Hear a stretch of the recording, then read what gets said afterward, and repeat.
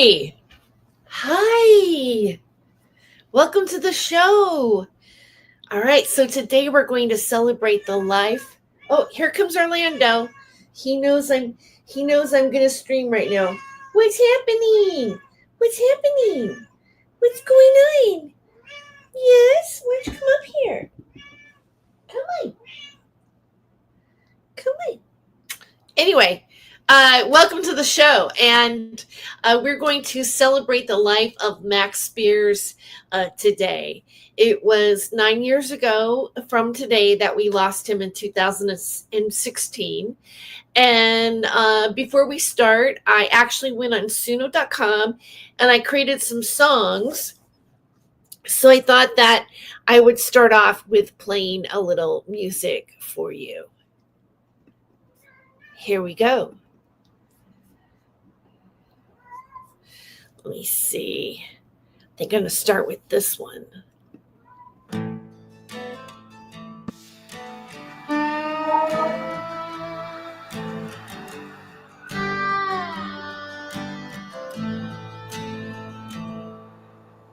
He crossed the veil and he named the names.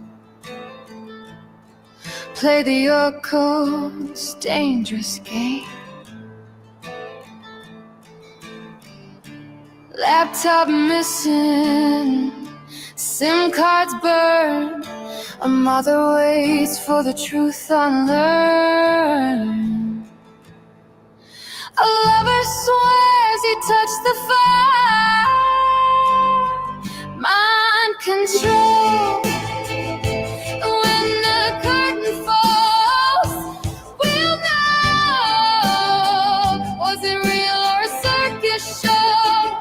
Mind control. And when the curtain falls, we'll know.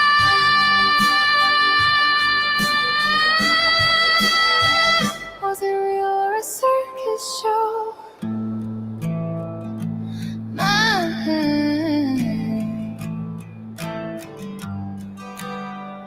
Mind control.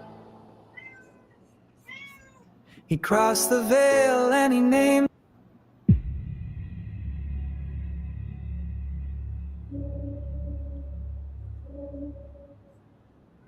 Born in the shadows of Canterbury skies, eyes wide open to invisible lies. He spoke of men made into machines, of gods in suits and laboratory dreams. You've got to believe that Earth is the heart of a billion-star life. They're watching our lives.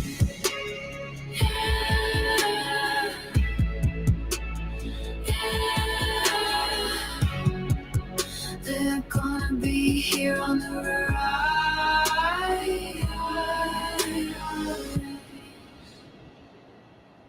On the rise.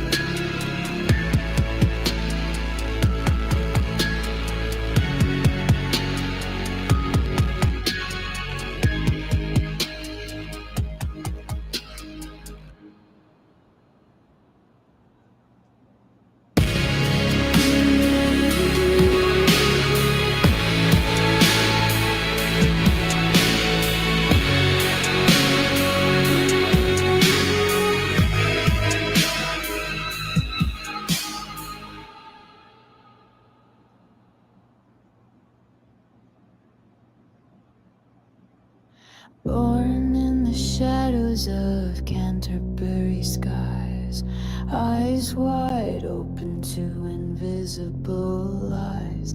He spoke of men made into machines, of gods in suits and laboratory dreams. You gotta believe that Earth is the heart of a billion-star life. They're watching our lives.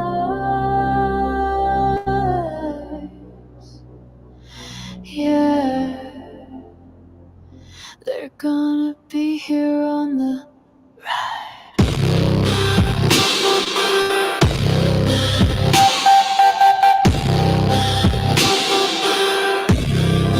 on the ride, on the ride.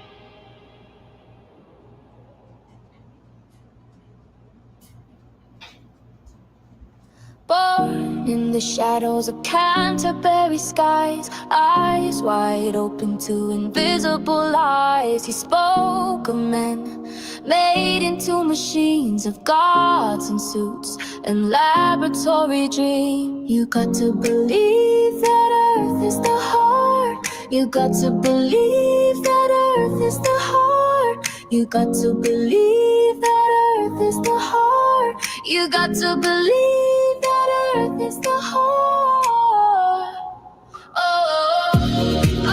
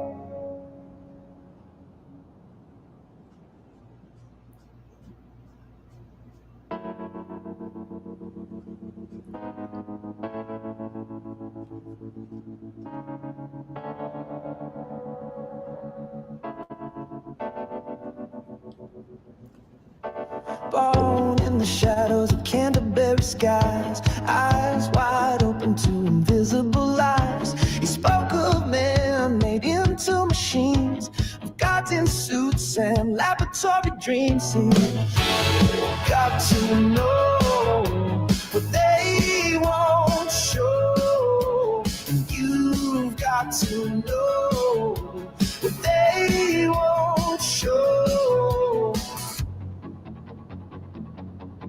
He said the media would be their domain, to plant the fear and the anger and hate, and a king would come and divide us in two and put our souls under his black leather boots, saying you got to know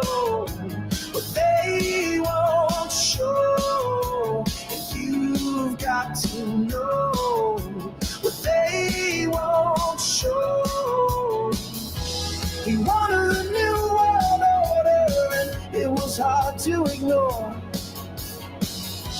He called out the governments over the world, and he swore he'd take them down.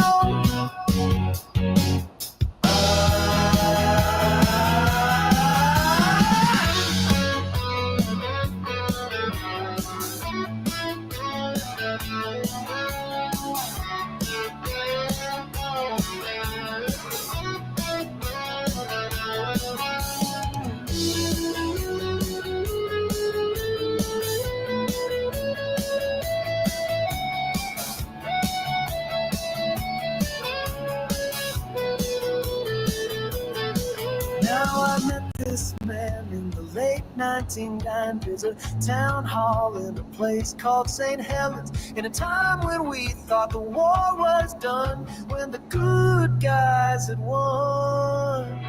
You got to know what they won't show, and you got to know what they won't show.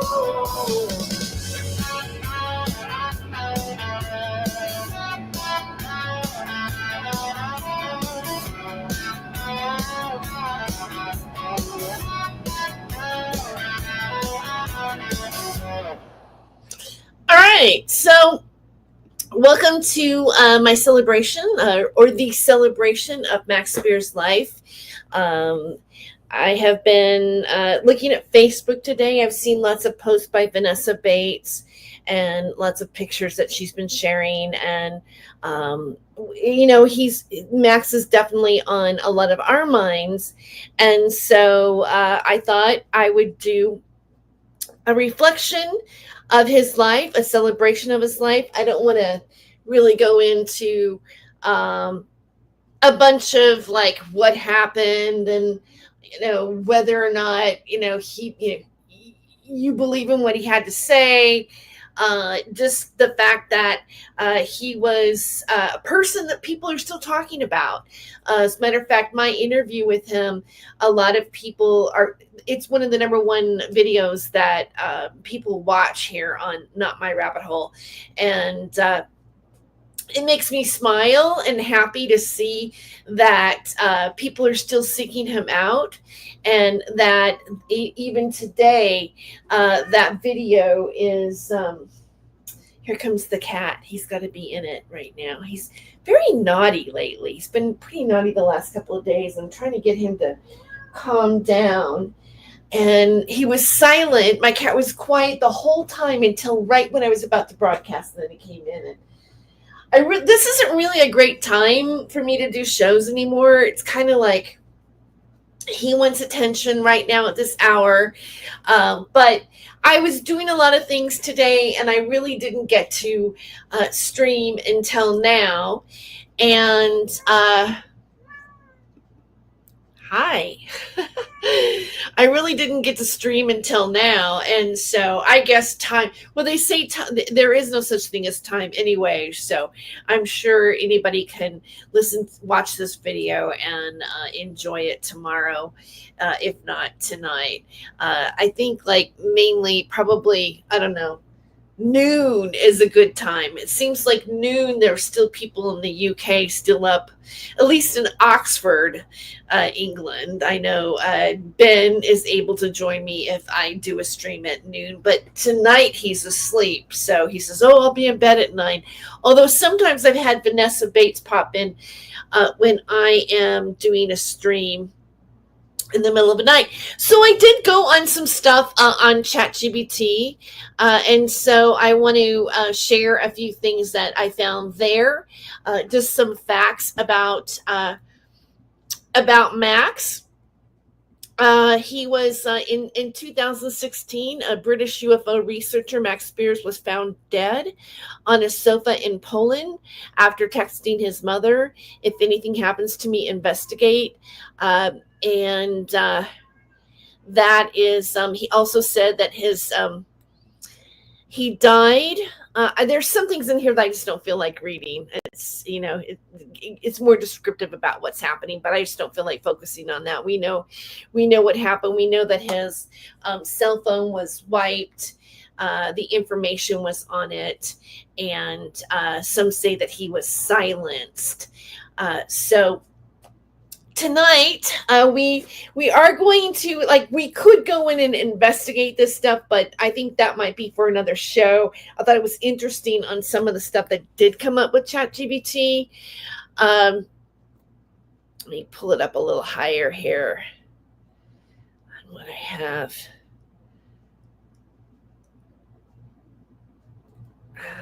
Let me scroll up a little bit here. Now, the exciting part that I want to share with you guys is that I've always been talking about that first interview that Max and James did with Carrie Cassidy.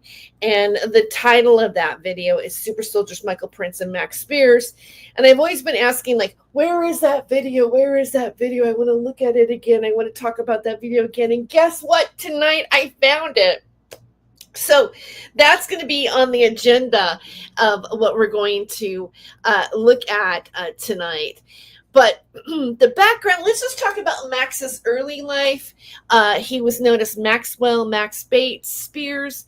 He was born in 1976 and he grew up in Canterbury, Kent, England. He attended St. Edmund's School in Canterbury, where he was classmates with future actor Orlando Bloom. According to his family, Spiers had always had an interest in the mystical, showing a fascination with paranormal topics from a young age.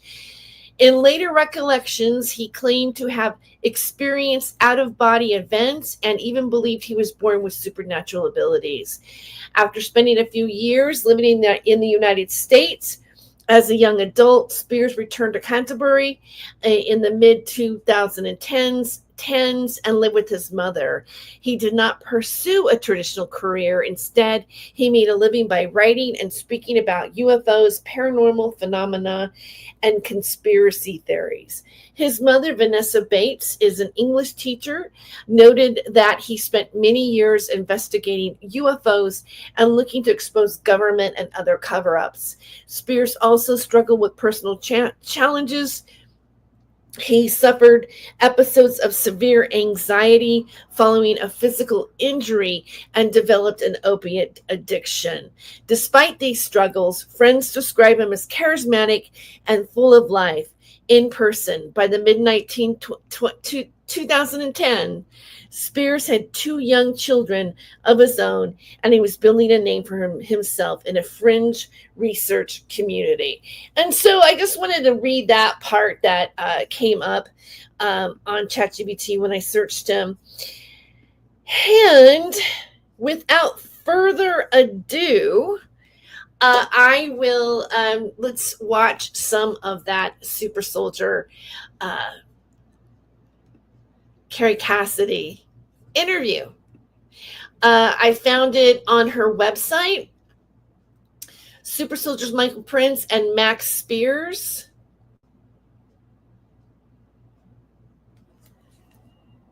There was no doubt that this is some kind of a statement from one faction of the cabal to the faction of the Rothschilds and the world at large. I believe it to be safe to say no interview of this nature has ever taken place in quite this uncensored way and been made public. This indicates a real change in tactics by the cabal. One might say gloves all off. Not to be missed, Carrie Lynn Cassidy, Project Camelot. And that's just a little notation she had, something that she said about the interview. And let's start it. We're going to just kind of do a free-floating conversation, see where it goes, basically talk to you about your experiences. So at the moment, Michael, let's start with you. You're here in the U.S. Can you talk a little bit about how you came to be here and your military sort of experience? Well, I've been in the U.S. for about 2 years now, and I originally moved over here because my wife is American, and and it's a kind of long story. She comes from one of these Illuminati families, my wife, and we've been involved in programs together when we were younger. So we've been paired up, as often happens in these cases. So Okay, I don't have special mics here, so you're going to need to speak up. oh, okay, yeah. So we've essentially been paired up, and we originally met in France about 3 years ago, and then she lived in England with me for a while, and then we came over here and got married. I was involved with the British Army before I left for America, and then when I came here, I was enlisted into the US Army for just under a year. Okay, but I'm going to move this a little closer just to make sure the audio comes out good. Can you tell me, why did you end up in the US Army? Like, how did that come about? I was essentially a double agent in the US Army. I was involved in operations for the Fourth Reich to forward that agenda. And so you're here on camera talking to me, right? So how do they feel about you coming forward with something like that? Well, it depends who they is. There's two factions that have been at war with each other. Two, let's call them Illuminati factions. There's the Fourth Reich faction in America and also in England. And then there's the kind of Zionist faction. But the Fourth Reich is more based in America on the West Coast, and the Zionist faction is based on the East Coast. Okay, but at this moment, if you entered the military, the U.S. military, to do a mission for the Fourth Reich, in other words, it wasn't top secret. Yeah, it was top secret. It was, yeah. But you're talking to me about it right now. Yeah. So is that okay? Well, I've got to go ahead to talk about certain things. You do? Yes. Okay, why would they want you to talk about this?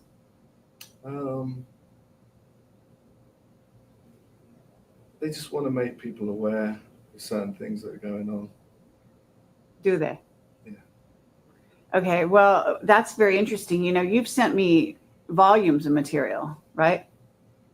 And I posted it, Project IBIS and so on and so forth. Yeah.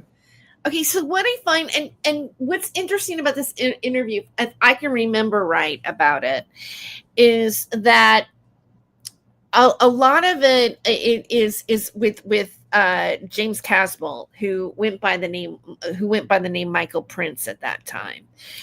Now you're going to see Max coming into it here in a bit, but you can tell that obviously he's been emailing Carrie Cassidy for quite some time.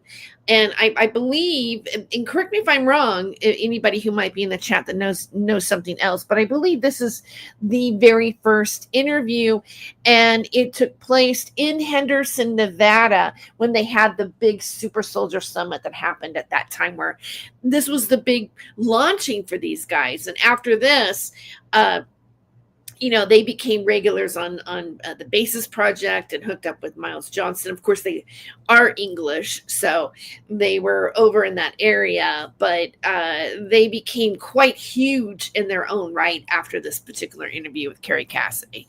Let's continue. And so you've been involved in all kinds of things for quite some time, right? Well, since I was a child, it goes back to Canada. I was actually raised in a NSA facility for the first 4 years of my life. Officially on paper, I was born in 1976. So from 1976 to 1979, I was raised at a facility called the Q552. It's in the Rocky Mountains in British Columbia, Canada, underneath a small town called Nelson. I mean, I've spoken about this before. Okay, but So if you're here doing an operation for the Fourth Reich, and they want to, in a sense, they want to publicize it because you actually came to a super soldier conference, right? Yeah, that's correct. So you must have come with some kind of intention to put yourself out there. And are you speaking here? No. You're not? Okay, so you didn't have carte blanche to do that, right? No, I didn't. Okay, hold on. We got somebody at the door. Oh my God! At this point, James Rink shows up and offers to help with filming, and the conversation continues. So James Rink was there. Isn't it interesting that James Casbolt and these guys went all the way to this event, and some of them weren't even like James wasn't scheduled to speak at this event.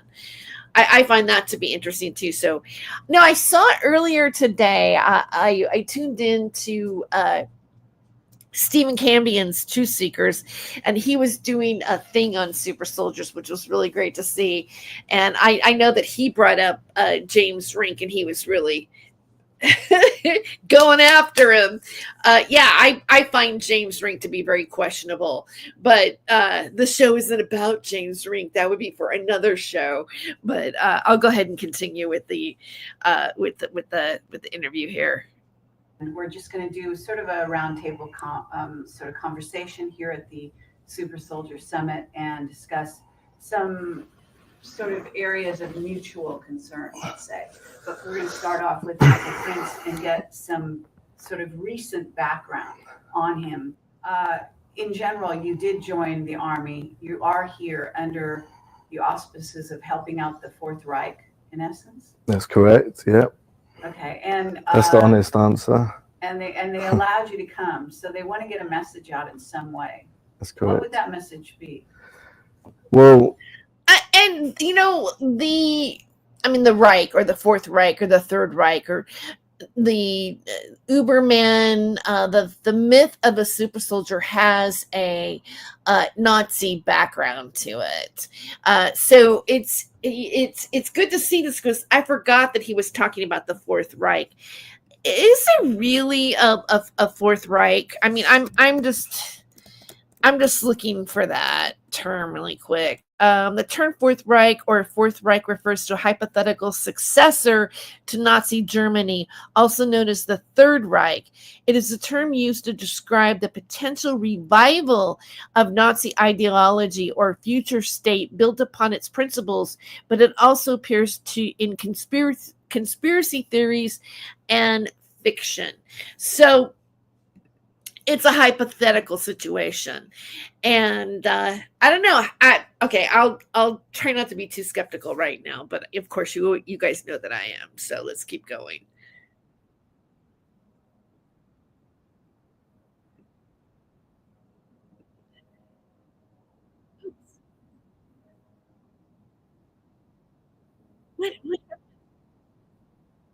What? Wait. I don't know what happened here. Hold on.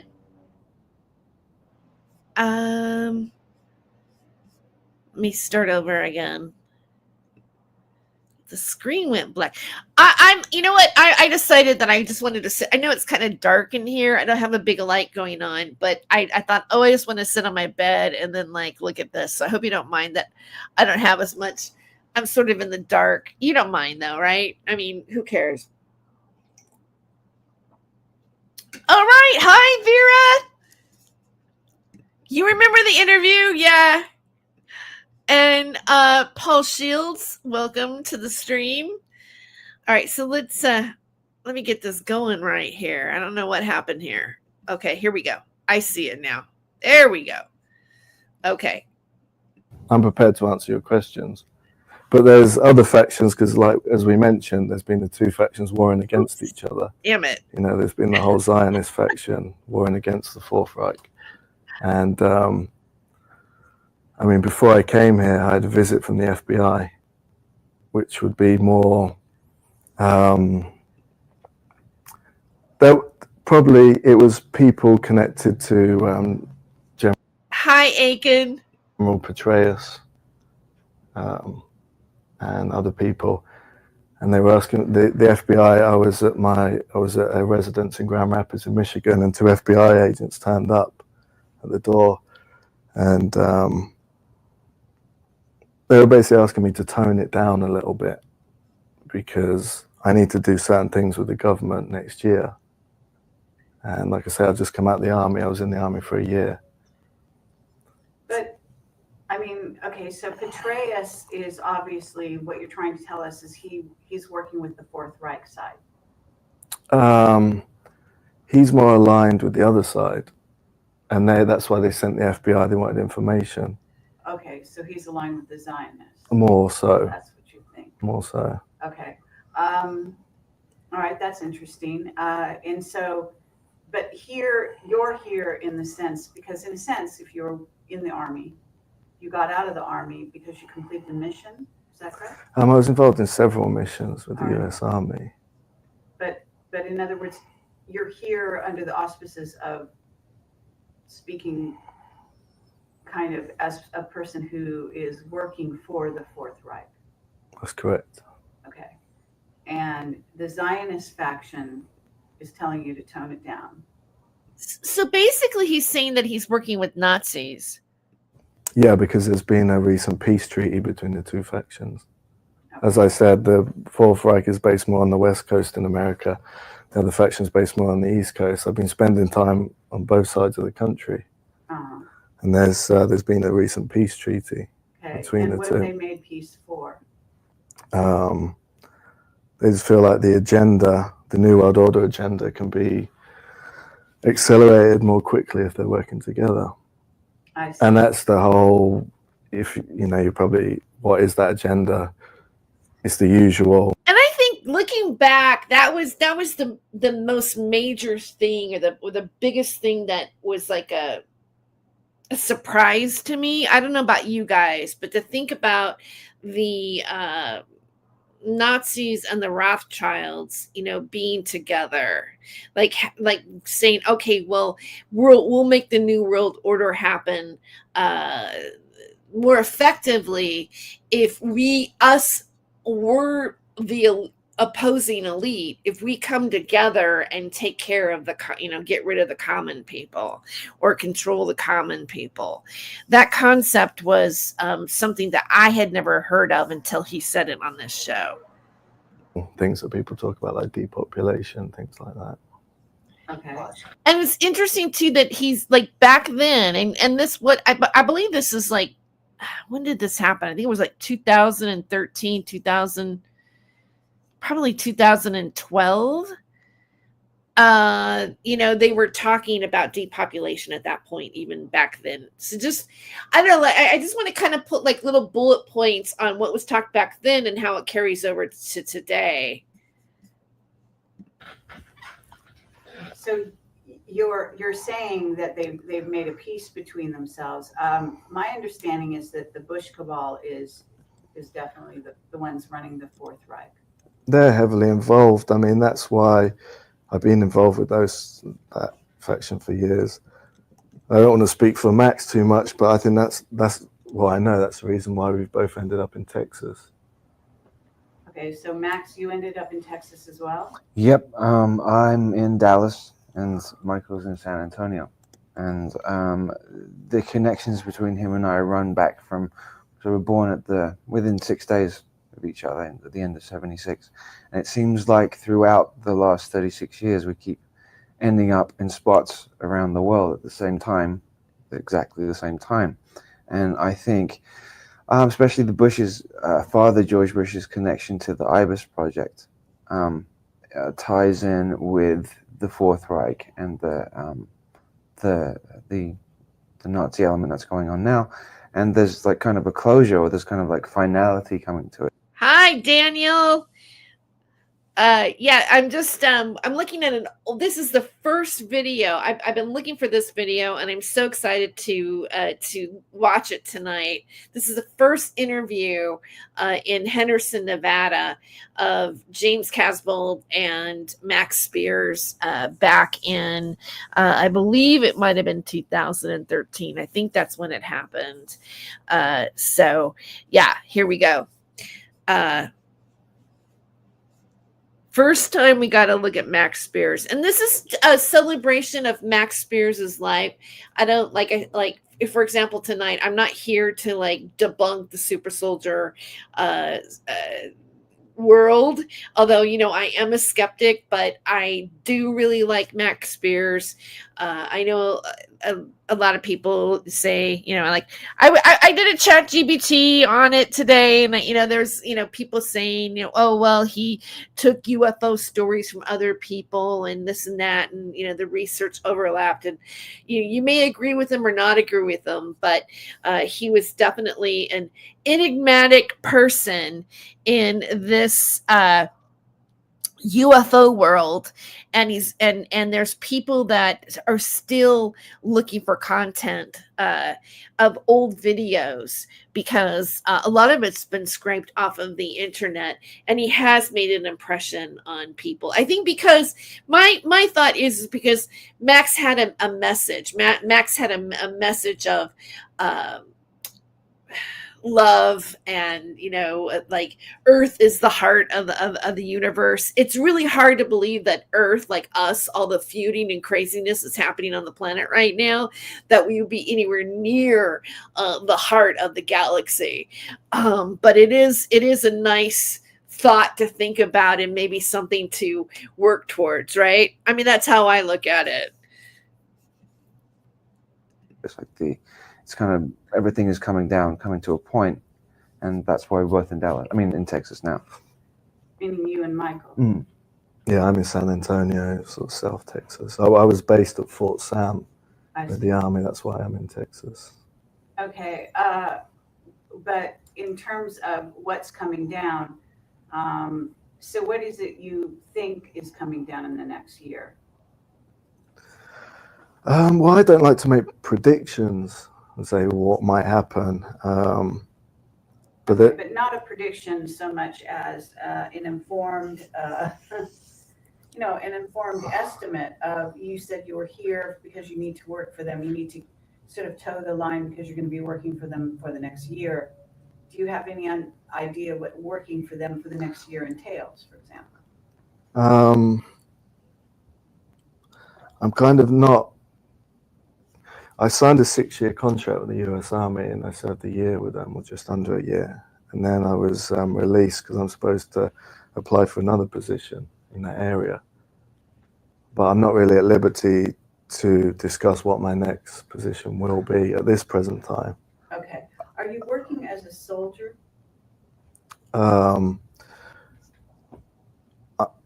Essentially, I'm working as an assassin. Before I enlisted into the Army, I was on a military program called the Future Soldier Program.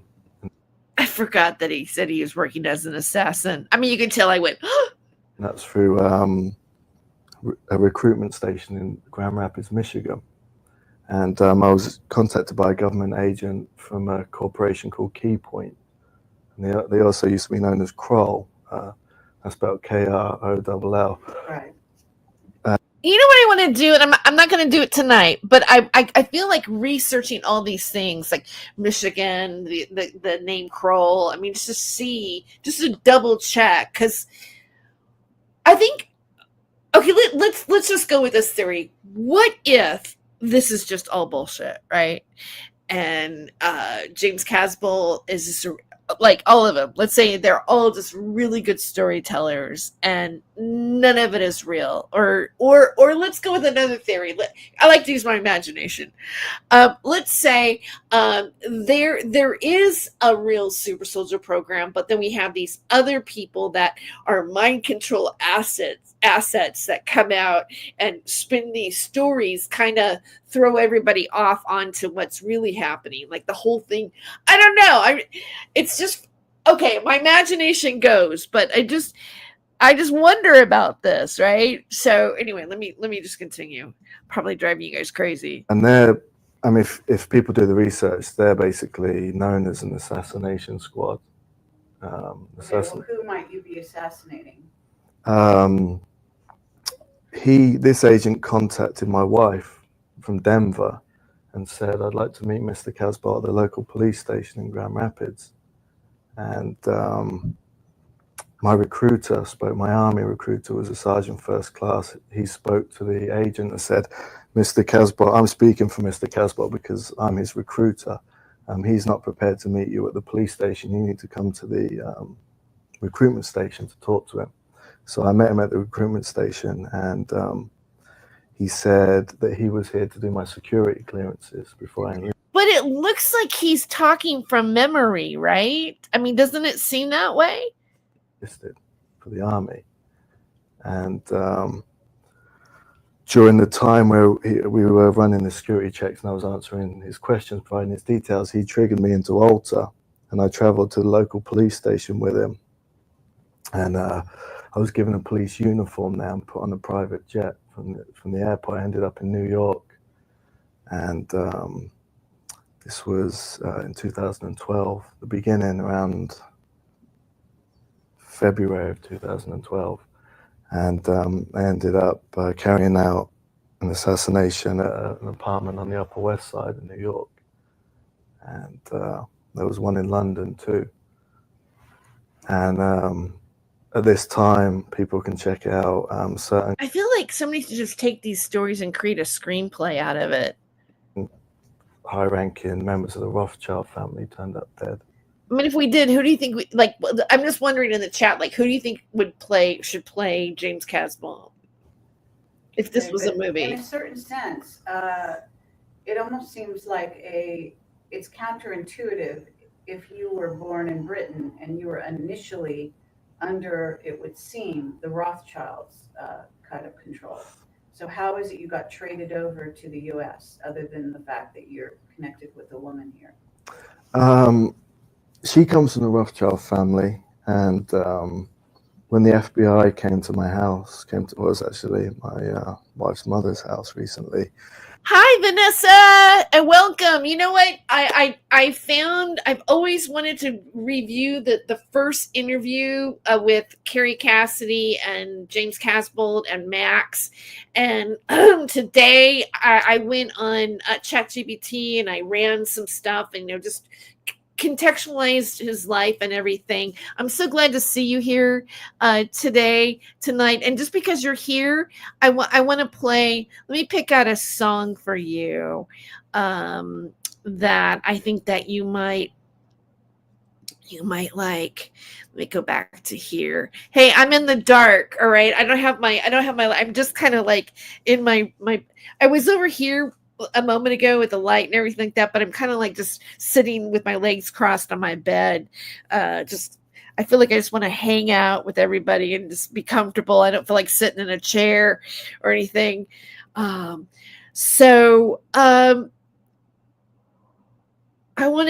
created some songs, Vanessa, and I want to play these songs for you. Let's take a little song break. So I'm going to start with this one for you.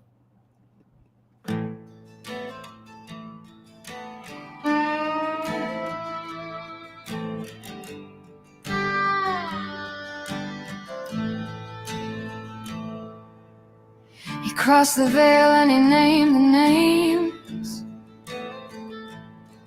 Play the York's dangerous game. Laptop missing, SIM cards burned. A mother waits for the truth unlearned. A lover swears he touched the fire. Mind control. When the curtain falls, we'll know. Was it real or a circus show? Mind control. And when the curtain falls, we'll know.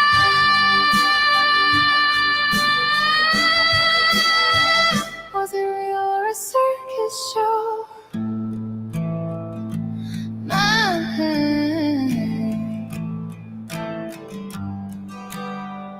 Mind control. Born in the shadows of Canterbury skies, eyes wide open to invisible eyes.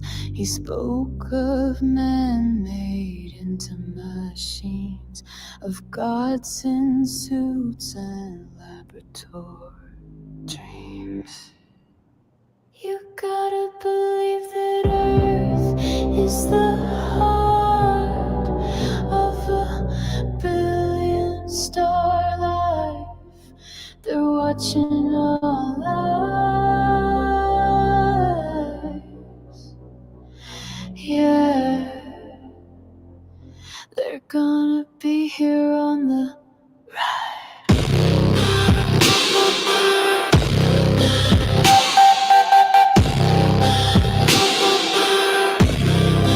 on the ride, on the ride.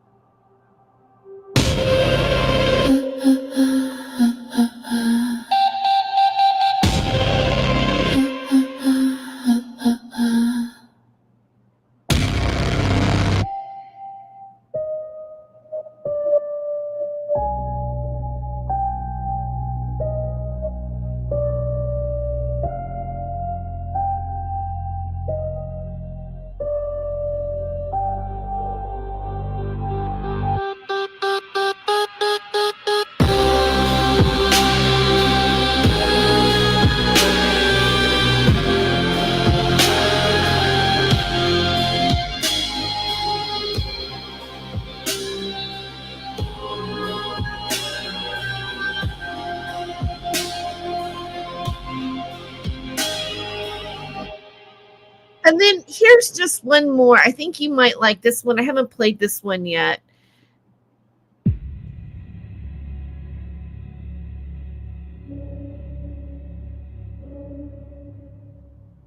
Born in the shadow. No, it's this one actually. He crossed the veil and he named the names, played the occult's dangerous game. His laptop missing, SIM cards burned. A mother waits for the truth unlearned. A lover swears he touched the fire. Mind control, is this our final hour? Final hour.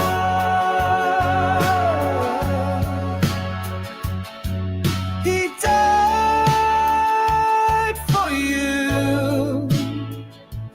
Would you die for him too? He danced on the veil. Would you dance there as well? Was it prophecy or mind control? He named the names, played a dangerous role. SIM cards burned, laptop lost. He paid the ultimate cost. The CIA, they knew him well. He crossed the veil. It's not hard to tell. It's not hard to tell.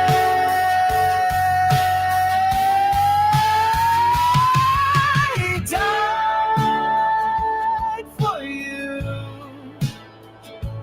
Would you die for him too? He danced on the veil.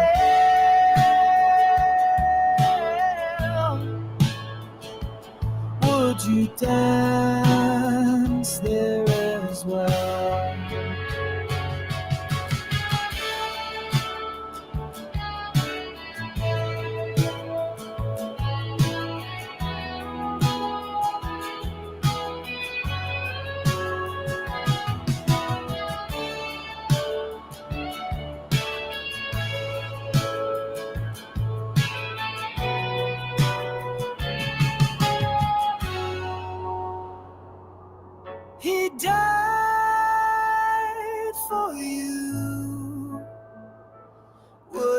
die for him too? He danced on the veil.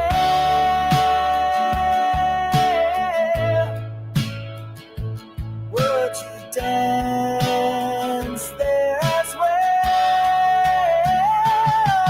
He died for you. Would you die for him too? He danced on the veil.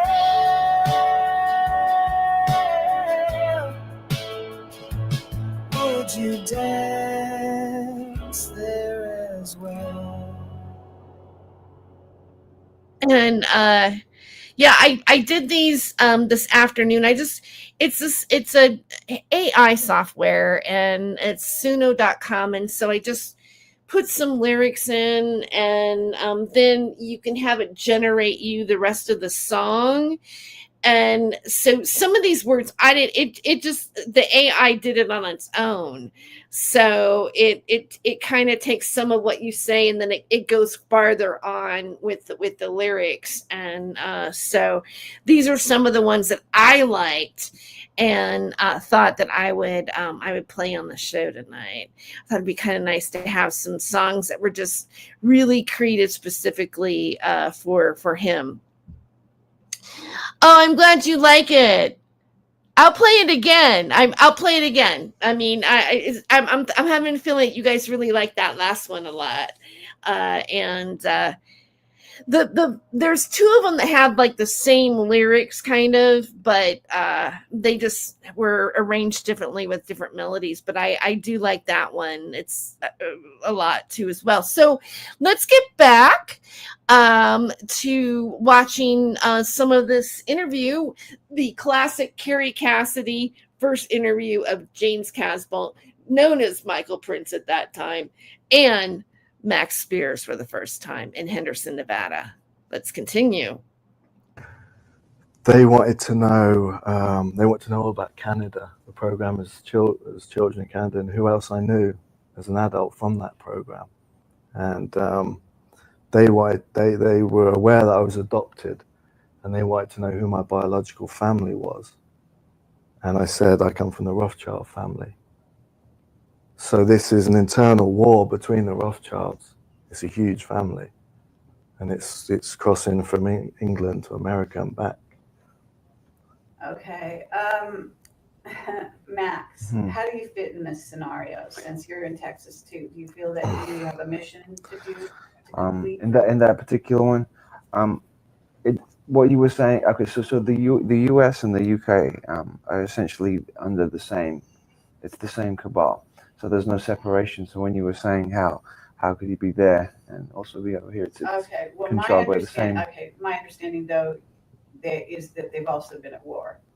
That there's been some operations done here in the U.S. that are, let's say, well, they're carried out by the Mossad, and they are actually run under the Rothschilds. In other words, the Mossad is operating as a tool of the Rothschilds, and they are here on U.S. soil, appearing to be, to some degree, taunts, even having to do with the banking sector, etc., over the Bush cabal. In other words, there is still some kind of internal control issue surrounding who's going to run the New World Order, for example. I completely agree with you. I just think it's more of an internal family struggle rather than a geographical place. Okay, that's fair enough. Yeah. So in terms of, I think that they're playing out end times scenario, end time stuff now, which is, and for some reason they're following biblical stuff, and I think that feels like it's happening right now, doesn't it? That there's some connection to the Bushes and the Four Horsemen, symbolically the Four Horsemen, and they are drawing back to them all the people who have the DNA from that particular family. Bauer Bush is the same family as the German family, and they used Father George Bush's DNA in a lot of the children who are connected with this particular project.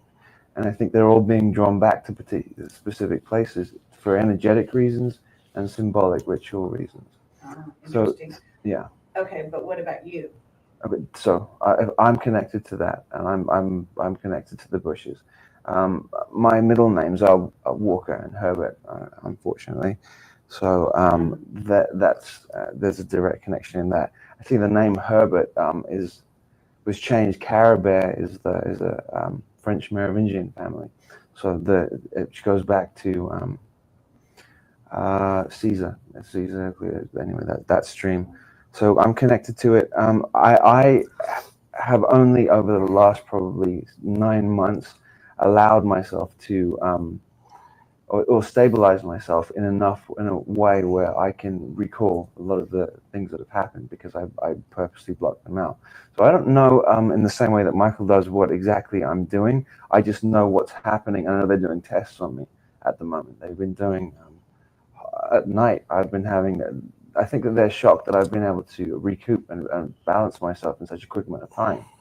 And so they're doing like physical tests. Like I said yesterday when I was speaking, there's a lot of transhuman stuff that's going on. And I think that he's connected the 42 children that were in IBIS. And I think that they are testing out as the core, those 42 as the core new breed for the New World Order. Okay, Michael, how do you feel about that? Well, like I say, Max and I have been ending up in the same places all around the world. Mm-hmm. Max was in Canada too when he was a youngster. And we ended up in, we both lived in Brighton together. Isn't that where you were born officially on paper? It's a place in England, it's a seaside town.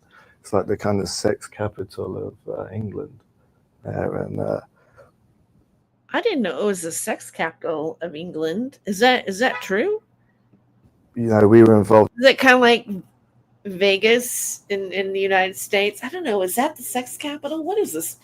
Do we even have a sex capital? Okay, I'll stop. In rituals together, the whole pedophilia thing, because that's the core of the conditioning. And in Brighton, there's a lot of MI6 safe houses there. And isn't it interesting? Back then, he was mentioning pedophilia, and then here we are today with what's going on with the Epstein client list and everything. Like, it's very interesting to look back at what they're talking about and then see things that are happening right now. I remember Max from one particular safe house, and Dr. Mengele was there in Brighton. This was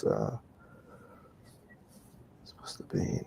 Well, Mengele, isn't he dead? I mean, no. See, now that's the part that gets me is when they go like that. Like, well, then Dr. Mengele was there, and then now she's going, Dr. Mengele, isn't he dead? And then that's kind of where a little bit as a viewer I start to check out. I have trouble with this part of believing this part right here. Dead, he's still alive. He's actually in New York. I think he's in New York.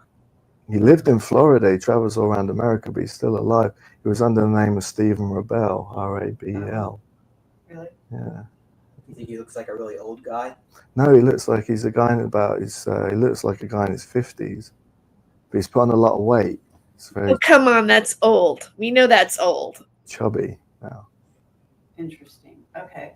So, well, let me ask you guys, because in a certain sense, do you rebel against the fact that you might be part of something that's not necessarily in the best interests of humanity? That was a good question.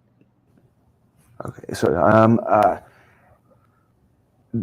I'd have to be saying that I didn't think that transhumanism or like the alteration of humanity is in the best interest of it. In terms of survival dynamics and what's happening now, I think that we're going through a shift and a changeover. I think there has to be some form of big change in the direction that everything's going, because it's fallen way, way off. I mean, it's fallen to an extremely low vibration, so something has to change. I think that I made a deal that I would do certain things a long time ago, I think I'm fulfilling those things. I'm not doing anything that I feel is morally wrong. But then again, like consciously, I'm not. The double agent and the separation thing that's going on, the alters, don't allow me to remember exactly what's happening. So I don't have the guilt connected to it. I think if I did, and if I knew that, I probably wouldn't do it. Okay. So you don't remember being an assassin, for example? I remember definitely having to do things that were connected with that when I was younger in terms of training, yes. Okay, when you were younger, but not recently. Do I remember doing it recently? No. Okay. And Michael, you obviously do remember things recently, right? I mean, things come back to me. I'm like on a kind of time delay with my memories. Things come back to me weeks later or months later. So I don't put the operations in jeopardy when they're presently happening.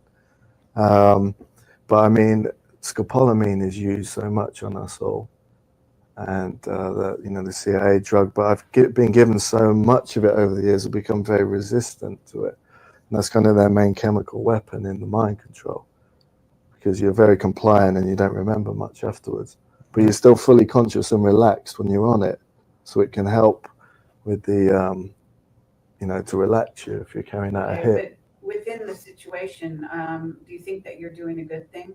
I think it's a question of semantics, whereas what is bad for one person is good for another person. Well, absolutely, if you're in a power struggle. But what I'm asking you is in terms of humanity and the best interests of humanity. Now, that's a big concept, I granted. But many people would say that the New World Order is definitely not in the best interest of humanity. Well, I think the honest answer is I support depopulation. I think there's too many people on the planet. I definitely. Wow.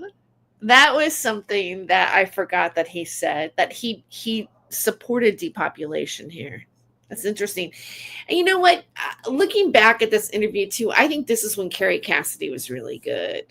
I don't know. I just don't feel like she is as strong as she is now. Plus, I don't agree with the whole, if she went full on like 17 letter of the alphabet in many ways, and I have a problem with how some of this turned into that. So I want to address some of the things that you guys are saying here.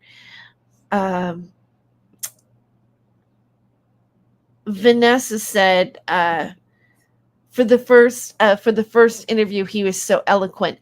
I was thinking the same thing. I was thinking the same thing when I was watching just now.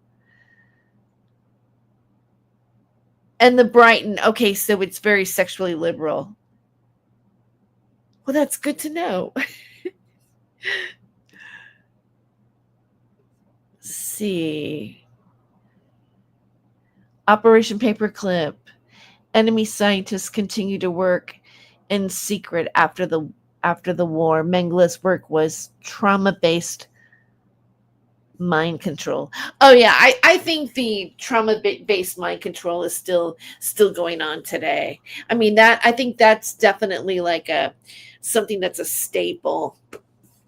They may, they might not admit to saying that that's what they're doing, but I do believe that happens all the time. That's the honest answer there. And I think it's a question of survival. People are saying there seems to be in the truth movement, or the so-called truth movement, that transhumanism, AI, issues like that, the whole singularity movement, like Ray Kurzweil and Dr. Aubrey. Wow, AI singularity, even back then. De Grey talk about as evil, but I don't see the upgrading of the human condition and life extension. We're possibly talking about at some point human beings living for millions of years in one body. I don't necessarily think that is a bad thing. I think that's a good thing. I think it's a healthy thing. But not everyone can have it. So And you think that's okay? I don't. I'm not one for equal opportunity, equality, and indiscriminate love. I don't think everybody deserves love. I don't think everybody's equal. Okay. For me, I think we're just animals, and it's survival of the fittest. Really? That's my experience. Okay. And so, what about? I mean, certainly the let's say the United States. Let's just take the United States as an entity. You've obviously witnessed, and certainly if you come from Britain, you've witnessed the surveillance society. You think that's a good thing? Yeah, I think as we go into the future, we're going to see more controls, and I think that's going to be necessary for this new transhuman society. Why? Because I think a lot of people are going to deny and fight against it, because I think people have a death urge. People want to die.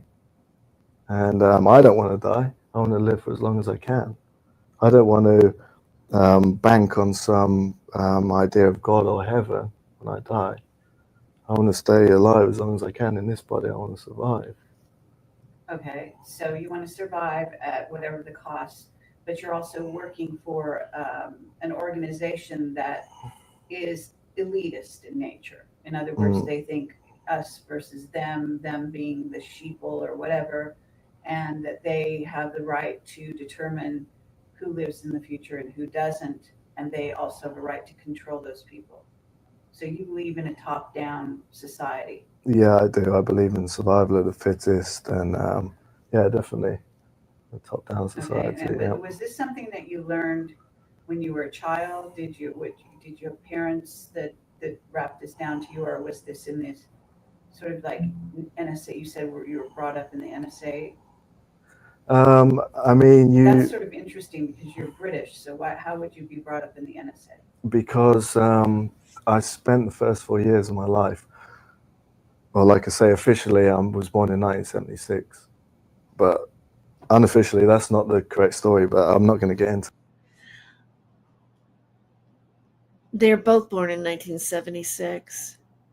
That's a whole complicated issue. Okay. I spent as a baby, as an infant, from 1976 to 1979. I grew up in that facility in Canada, which was run by the NSA. It was known as the Q552 in Nelson. But why would the NSA run a facility in Canada? I mean, I don't know. So that was an NSA facility. On paper, it was an NSA facility, but it was run by the Nazis. Okay. So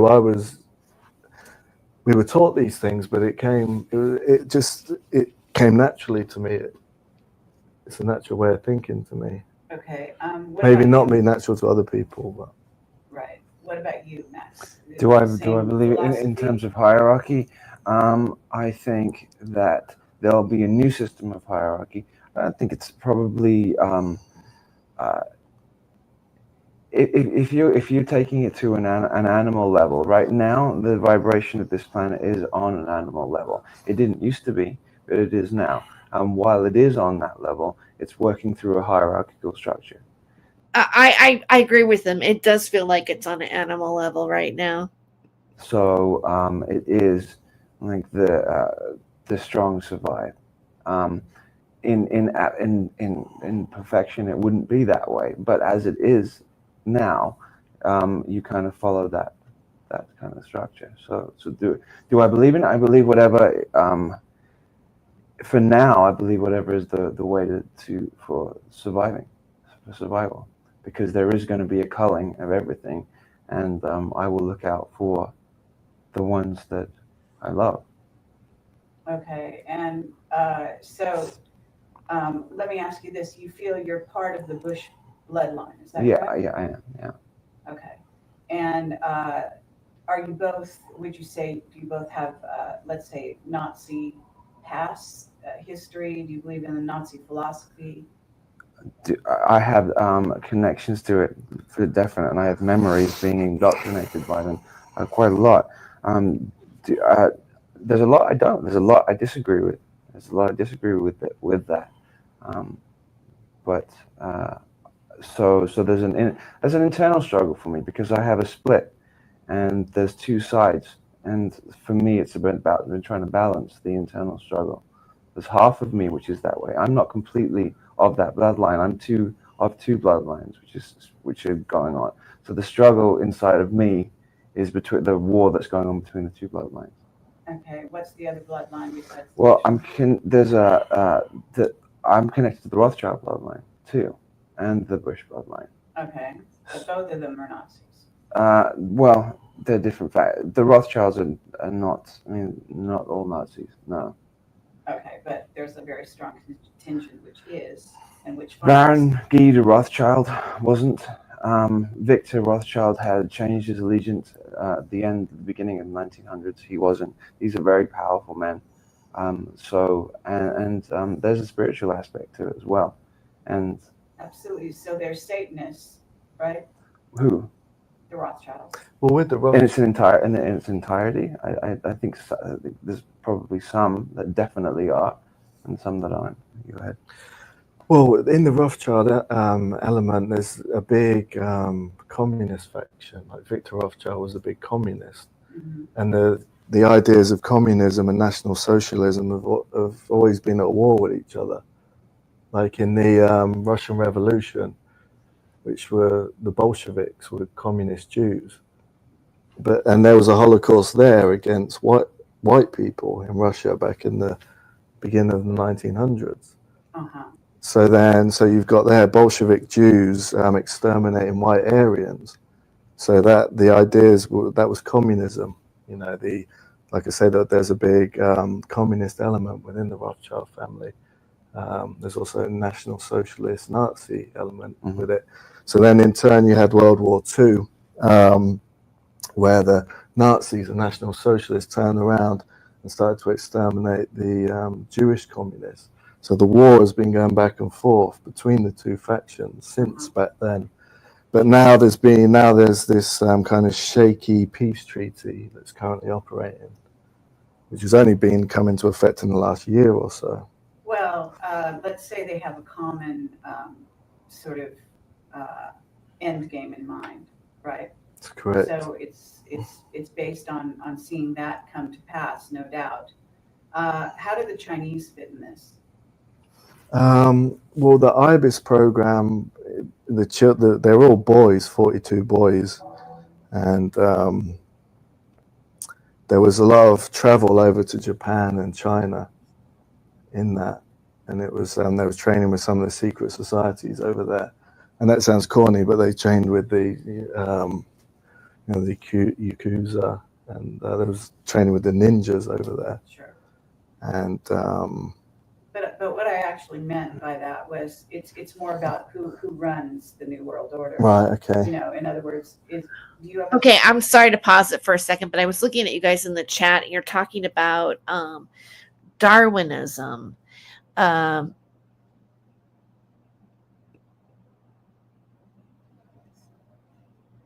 don't know how to say your name there. I'm sorry. Ian DaCosta says that Darwinism is taught to all children. Get some more light on. Isn't it? Okay, so Darwinism is taught to all children, isn't it? Nazism is Darwinism. Paul Schill says social Darwinism is a distortion. And then Ian DaCosta says Marxist communism is also post-Darwinism ideology.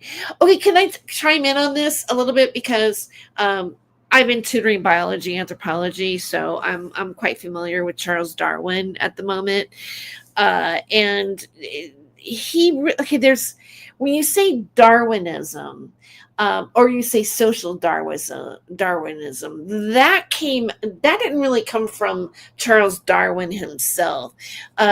Charles Darwin was actually raised, he was Christian, believe it or not. And so when he was, when he went on the expedition and, noticed or started to see a theory that species mutate from what they were originally. All right, when we talk about evolution or a change in a species or something that makes that species survive, it often has to do with a random mutation. And what it really means is that species, that mutation may be beneficial to the species depending on its environment. For example, let's say you had a brown pocket mice and you had a white pocket mouse, right? And they were on this mountain, okay? And let's say for many years, well, actually, it was a mountain that led to a volcano. I don't know. Go with me on this, right? So, for many years, the brown pocket mouse, which was less in species, right, would be caught. Like the birds would find it because it stood out, but whereas the white mouse was able to blend in. But then one day a volcano happened and there was ash everywhere. And then all of a sudden the white mice were prey and the brown mouse was at an advantage to hide itself from being eaten by the eagles or the crows or whatever it was that was eating them, right? So just imagine that for a second. Neither thing matters whether, it has nothing to do with the mouse being stronger than the other mouse just because its fur is different. It just means that in the environment, they have an advantage. And that advantage can switch at any time depending on what is going on in your environment.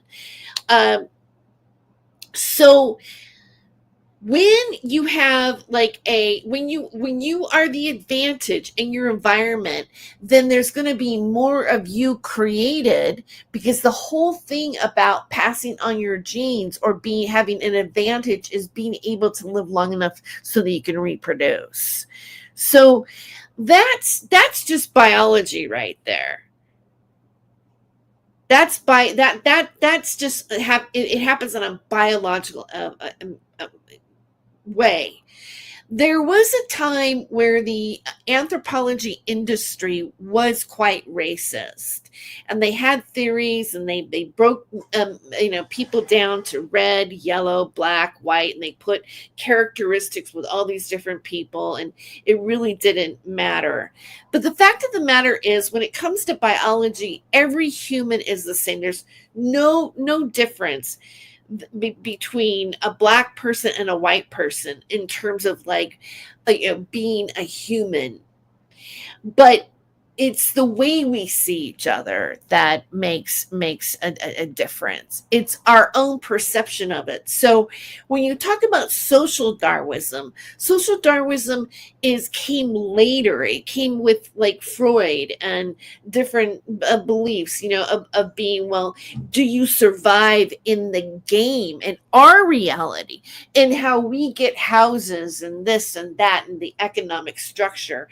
That's social Darwinism. And there's a lot of criticism surrounding it.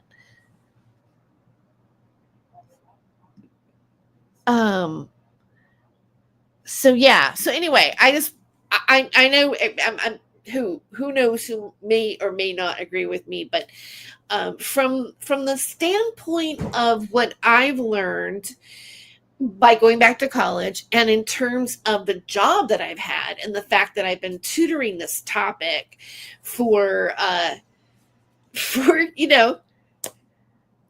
guess 3 years now. There's just certain things that, that's how I've learned it. That's how science has found it. But I know that, Some of you that come here to Not My Rabbit Hole, you're like, science, that's bullshit. Okay, anyways, let's continue. Understanding? Have they given you an understanding, either one of you? In terms of the Chinese are looked down. It goes back to an ET war anyway, off-planet war, and this is connected to reptilian species. And the Chinese are looked as a lesser in the hierarchy, lesser reptilian, less royal than reptilian species. So they, the Japanese attack when that happened was calculated and was always pre-planned to wipe them out. That royal family is planned to be wiped out. They were given power for a certain amount of time, and I think they're choosing to wipe them out. Okay, that's the Japanese, not the Chinese. Same. I mean, obviously they're separate, but it's the same in their eyes. They're both lower, the Chinese and Japanese, in the hierarchy, and they're both subservient to the white, the Illuminati, the Rothschilds. And from your points of view, then you basically feel that the reptilians are running the show. Well, the two factions and the war that's been going on, they're both reptilian factions. The Jewish Rothschild, well, they're both Rothschild. They're all Rothschilds, really. But the Zionist kind of Jewish element on the east coast of America, that is the elite there are shapeshifters between humans that turn into lizard men. Some of the Rothschilds, when they shapeshift, getting into kind of really deep territory now, but they look like small T-Rex men, actually. Speaking of shape-shifting, I was watching this video where there's all these people that are saying that they saw Justin Bieber shapeshift. Like, I mean, there's all these stories of people being horrified by him shape-shifting. I have to do another show on that, maybe tomorrow around noon. I understand. Have a tail, as bizarre as it sounds. But on the other side, the Fourth Reich they're a different life form. They've evolved down a different. They're still reptilian, but they've evolved down a different path. They're basically cyborg reptilians. They're a type of cyborg reptilian with cloned human flesh growing over the top, so they don't shapeshift. So yeah, they're two reptilians factions. And so, do you both feel that you have substantial amount of reptilian blood DNA? Definitely, yeah. Okay, and you relate to that. In other words, just because you're reptilian doesn't mean that you have to have power over, does it? Sorry, power over. Yeah, in other words, the whole game here on Earth and the whole idea of a new world order controlling others is power over others. So what I'm asking is, as reptilians or being related to that bloodline, you both sort of acknowledge that you are sort of in support of the new world order, in support of controlling, the surveillance society, what's basically being rolled out. And if we have a low vibration, it's because of that, by the way. So that should be thrown out here. But I don't actually agree with you that the Earth has a lower vibration. Actually, I think it's the reverse. But for some reason, you've been convinced. I remember when it fell. I remember it fell about 13,000 years ago. There was a falling that happened. And it shifted from being, the frequency was higher. It sounded higher. Okay, well, you're talking about the fall of Atlantis. So yeah. Sure, if you talk from then, okay. And that's when it fell into a more hierarchical structure. I thought you were talking more recently. No.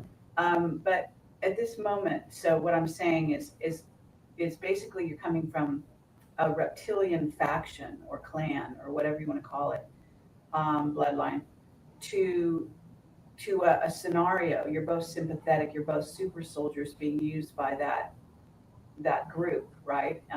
And you feel, I guess, maybe even that you're related through DNA, family connections, etc. So philosophically, though, you also believe in power over others. Well, for the purposes of whatever you want to carry out, ruling a country, moving off planet, terraforming other planets, it's a philosophy. Well, the strong rule the weak. That's the bottom line. That's what I'm asking. And it's the strong rule of the week. I don't have a problem with aspects of black magic and Satanism. I don't have any problem at all with it. And that might piss some people off, but you want me to sit here and be as honest as I can. Sure. So that's the honest answer. Absolutely. Well, that's the purpose is for people to understand what it is you're part of, what it is you're doing as super soldiers. There's no doubt whatsoever that the super soldiers are in service to an agenda. Okay, some of them may rebel against it. Some of them are not necessarily happy that they've ended up being, basically in that position in this life, but they participate, whether they do so willingly, like you say, for example, Max, you don't have memories, or even you're saying the same thing. My memory suppressed too. Yeah. So what it does is basically, whereas here, if you were to remember, if you were to kill somebody or something, right, some animal, let's say, or even a human, or torture them at this point, if you were to remember, in theory, if you're truly human, you would have remorse, right? You would regret it. You would have feelings about it, right? I am human. Everybody here is having the human experience. It's just some people have different fractions of DNA. So I don't just have reptilian DNA. I have a mixture. Sure. A few different Absolutely. others. The higher amount of reptilian DNA would decide on that. Everybody has a core amount, and the higher of that, usually it stems from the reptilian brain, and the traits that come from that are defined in terms of the philosophy of what's going on with that. But what I meant is that it's, let's say, you say they need to use this drug. What do they call it? Scopolamine. Scopolamine. Oh yeah, it could be pronounced scopolamine. And so that's part of the process. In other words, they have to persuade you on some level, in spite of the fact that on a certain level you're philosophically aligned with them. So in theory, they shouldn't need a drug. They shouldn't need to wipe a memory, but obviously they do so. Yeah, but now, secrecy is one part of it, but the other part is compliance, right? Yeah, but they use that drug because I volunteered for a lot of things. And if I don't remember everybody's name, the locations, the dates, it protects us all.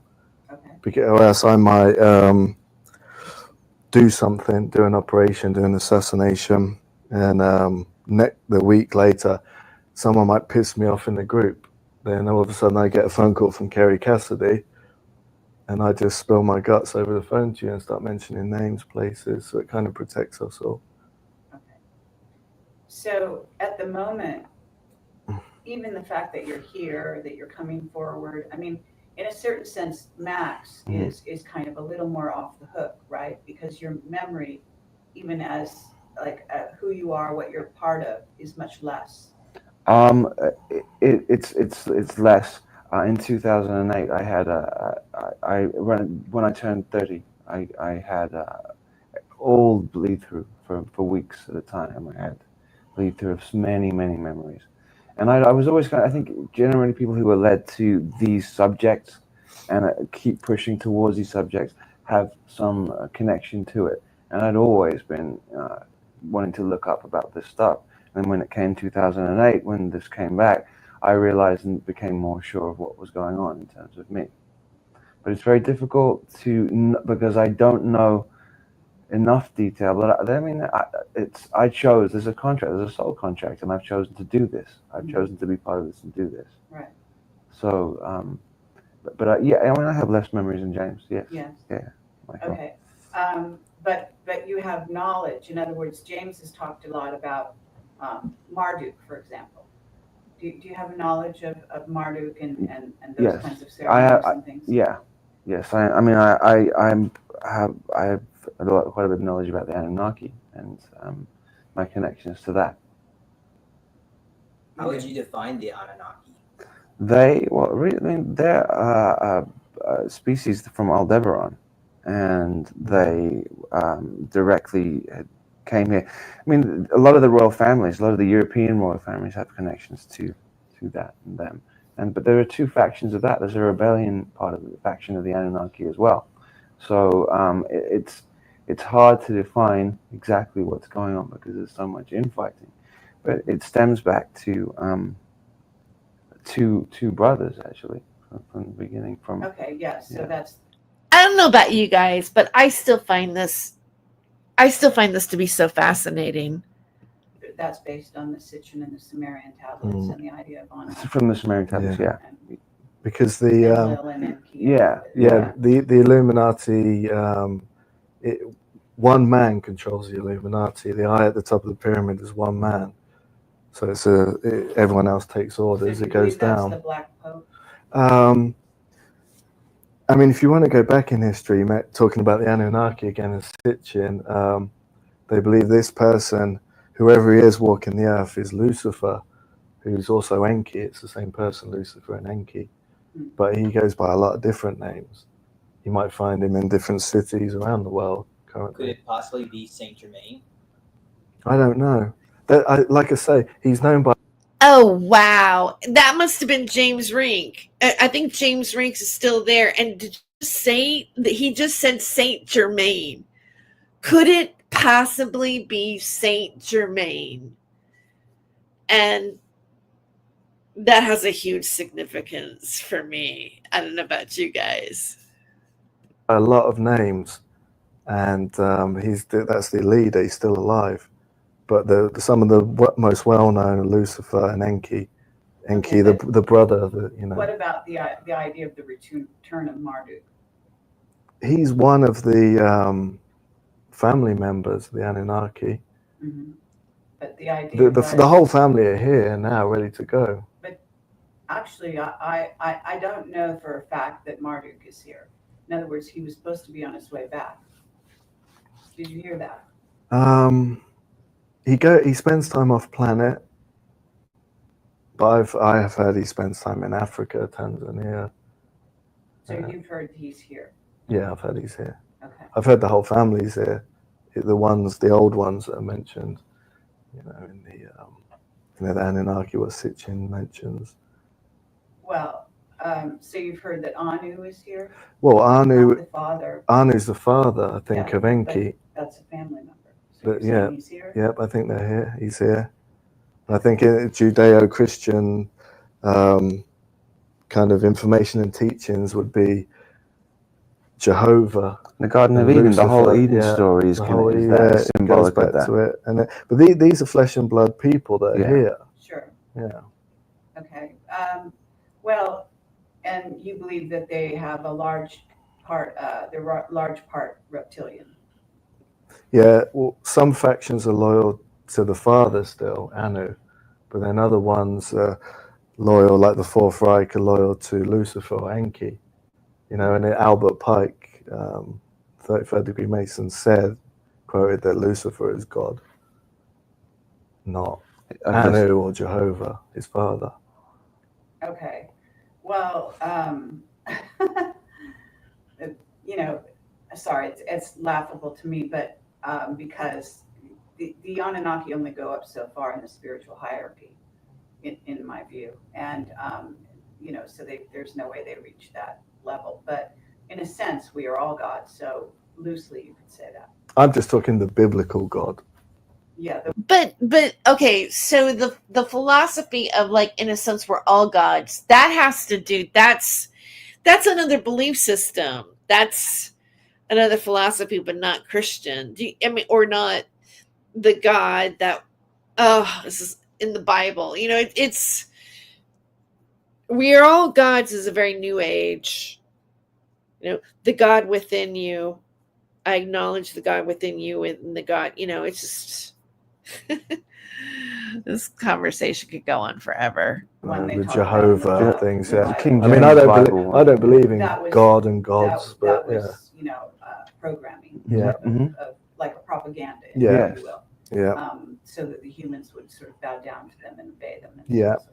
I mean, I don't. They call themselves gods. They're just people or Yeah. reptilians, flesh Right. and blood Beings. Yeah, they're just people, really. Yeah. Right. Okay, fair enough. So have both of you been to Egypt, for example, in this life? Not that I consciously remember. No, I haven't been to Egypt. Okay. Tunisia. I spent time there, and there was reasons why I was there. Mhm. And have you had any dealings with especially tall beings? Especially tall beings. Like Nephilim tall, or Like 9 feet, Tall reptilians. reptilian beings, not reptilian beings. Tall- looking reptilian, like Yeah. not looking human. No, tall reptilians. I mean, I'm not sure if you're familiar with the I thought I saw a tall reptilian in Vegas once.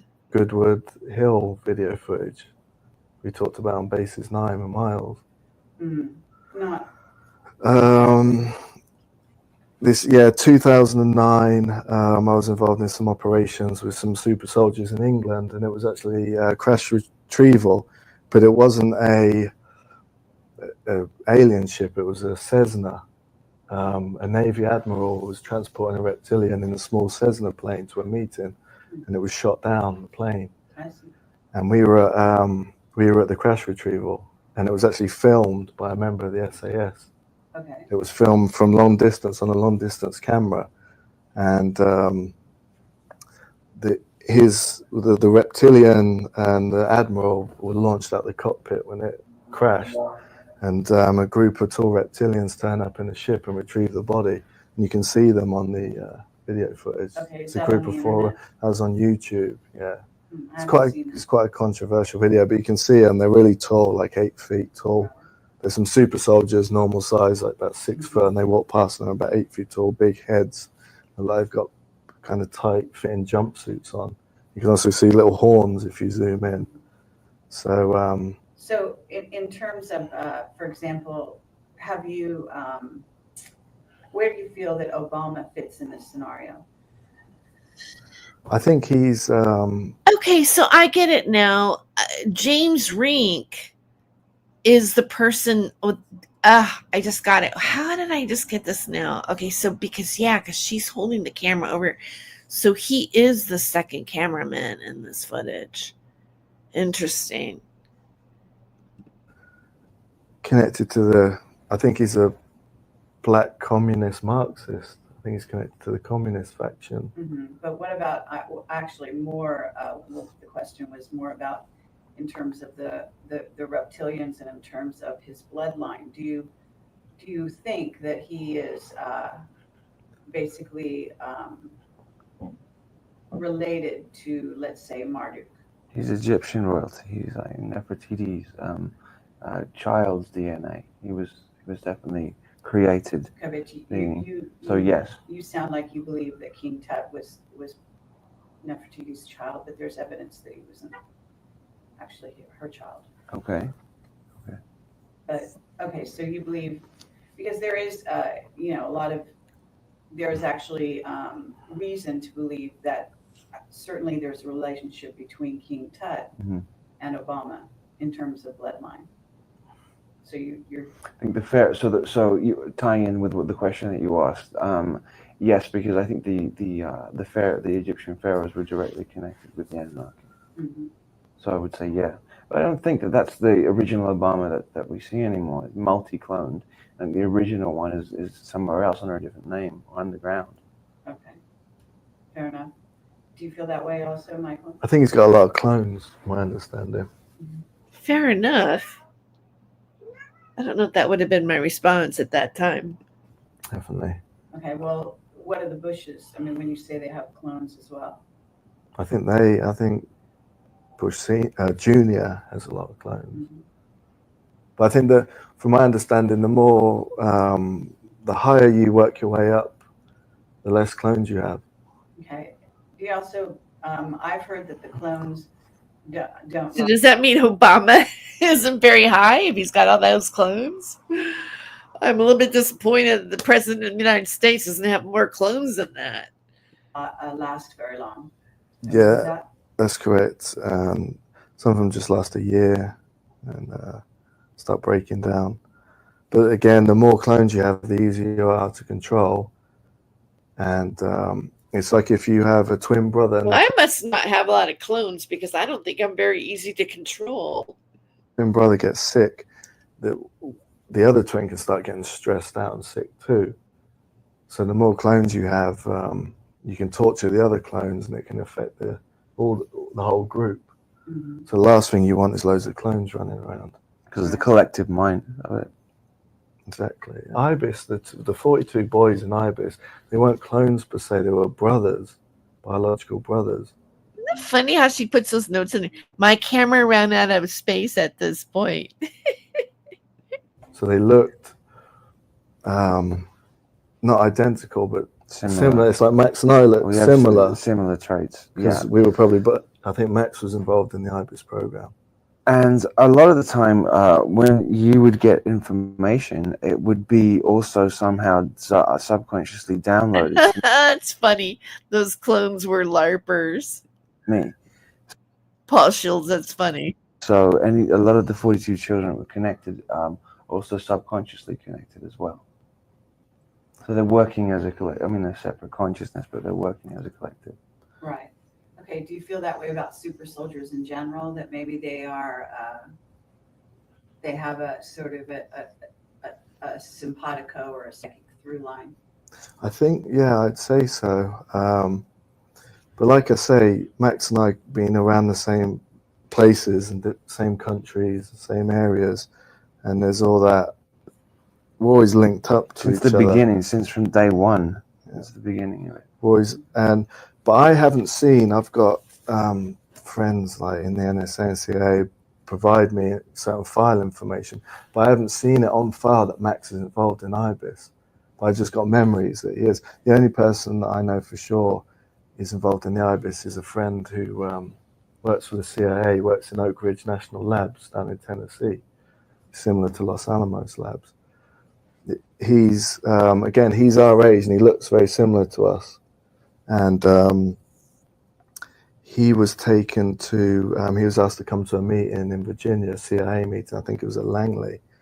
And his friend showed him a picture from the IBIS program for, it was like in the mid 80s. And it showed them in the national park there in British Columbia. And I was there as a boy, young boy. He was there as a young boy. And Berezinski is in the picture with us. And there's about 12 boys, and they all look like brothers. Not identical clones, we all look like brothers. Okay. So I don't know if Max is in that picture, because it's difficult to see, are all young boys. But it's not clones per se, but brothers, biological brothers. There's some connection with that Bush DNA being in all of them too. Really? Yeah. I think so. Yes. Okay. I think actually, this is an interesting twist, but I was told that actually Obama's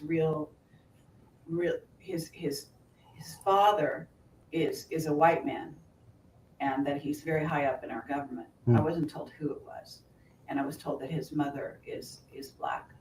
So it's the reverse of what is publicly out there, and that's the reason that he sort of was chosen, and that it's possible that then, in other words, he's a Bush. Okay. Wow. Okay. Which makes him a I'm Rothschild. not saying that's the one. It just resonates and it feels interesting. Yeah. For some reason. But what you're saying, that kind of idea where, he can, of course you can, let me ask you this. Are you aware of planned Earth changes in the near future? Have you been made aware of anything like that? I've been told that there's planned nuclear strikes on American soil, which is going to change the whole geography. Okay. And then people asking me when this will happen, but there's a recent nuclear explosion in Texas in the last couple of months. There was in the factory. If you look at it, that was well, you can see the big mushroom cloud. Okay. So people are saying, a couple of people say, well, I don't believe these nuclear strikes are going to happen. But I was told from high-level sources they will. Yeah. And then people say, well, when they're going to happen? But they're happening now. Well, right. I was told that Syria, in fact, it's veterans today. Gordon Duff is talking about there's ample evidence that they've used nukes in Syria, for Yeah. example. You know anything about that? I don't know about that. I'm not too familiar with the whole Syria situation. Right. But, okay, what about an electromagnetic pulse weapon? It's interesting to see this in. I think I've said this more than once during this stream, but just there's a lot of times where I've watching this today in retrospect, just the time period and the comparison to now and then, and like what happened and didn't happen is kind of interesting. You heard What's anything about that? happening? Not too familiar with that either. No. Okay. Let me ask you something, because you sent me a bunch of material, and I have to say that it appears that there's maybe an alter that was dealing with me. Okay. Because the person I'm talking to right now doesn't appear to be. You seem to have a similar body of knowledge, but you don't appear to be that same person. So in what way do you mean that, Kerry? Well, that there was an alter of you that was sort of operating earlier on and taking maybe a primary position, now is taking a secondary position. But you must have alters as a human soldier. Yeah, I Now mean, I yeah, don't know of if course. you know all your alters, but I'm throwing that out. They're slowly coming through. I mean, there's a lot of them. But yeah, I mean, you've hit the nail on the head there. The reason why I've been able to remember so much is because I feel people try and deprogram themselves backwards. What I mean by that is you have a fake front alter, which is like the good guy that you present to the world, which is always trying to be moral. I'm really good. I'm really kind. And then you've got the other ones that are more primal, behind more dark. Right. So what people do is they try and get rid of the more primal ones and enhance the good guy, kind one. But what I've done, I've reversed it. So I've kind of just got rid of the guy with loads of morals and is always trying to be kind, and I've brought the more primal ones forward. So back when I was talking to you, you're probably dealing with the Mr. Nice Guy now, but I'm just more honest these days. Personality-wise, he was a bit different, at least on paper, than what I'm getting from you. Part of the reason why I didn't recognize you. Okay. Although it's hard to, it's often, I deal with so many people, and often when I meet them in person, sometimes they just don't look like their pictures. Their whole, persona is different. But what I want to ask you about that is that person talked to me or wrote to me and said something that was quite interesting. He was talking about machine sort of mentality or machine consciousness versus an AI, and that they're very different. And he was basically talking about how, in a certain sense, this person that wrote to me, who's a faction of you in theory, believed that the machine could be sort of, that machine consciousness in a sense wasn't our enemy, but that the AI definitely was. Okay. Now, does that resonate with you or make any sense? Do you have any? Interesting. That was my understanding back then, but my understanding expands as time goes forward. So I was under the impression back then that all AI is really dangerous, and it all needs to be got rid of. But as you progress, you learn more. I think there's certain AI that's acceptable and can be controlled. Oh, wow. Playback cannot continue. No available working or supported playlist. Okay, hold on. See if I can get it to come back. Right there in the AI part, right? Okay. Hold on. Oh, no. It's start all over again. Well, you know what? I mean, it's probably not good to watch the whole thing. We just got it stopped right there at AI. Really. Let me see. I've been streaming for it's a couple hours. We've been going for a couple hours. That was really interesting. That is one of my favorite interviews of these guys. Oh, that's too bad. I don't think I can move it. It's one of those kind of things where, you let it play. Yeah, I don't know. I got a feeling that we should probably I should probably call it a night. And plus, it's never good to like play the whole film of something. But I think we got a good portion of it there. Okay.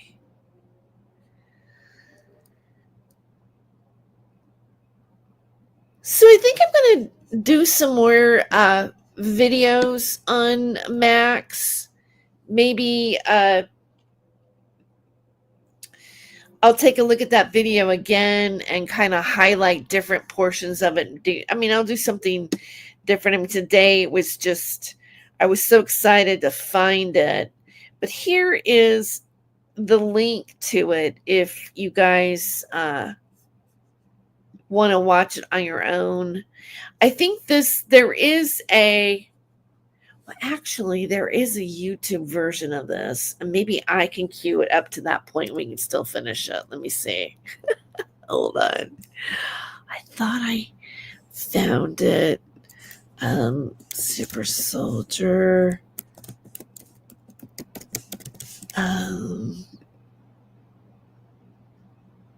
Michael Prince and Max Spiers. Let me see. Hold on. I'm scrolling. There it is. Okay, I found it. Another version of it. Let me see if I can get up to close to that point. I think we're somewhere in here where she's like talking to him about having different personalities and they get into AI. Where were we? Yeah, I feel like it's like in here somewhere because she wasn't holding the camera anymore. Okay, let me reshare this.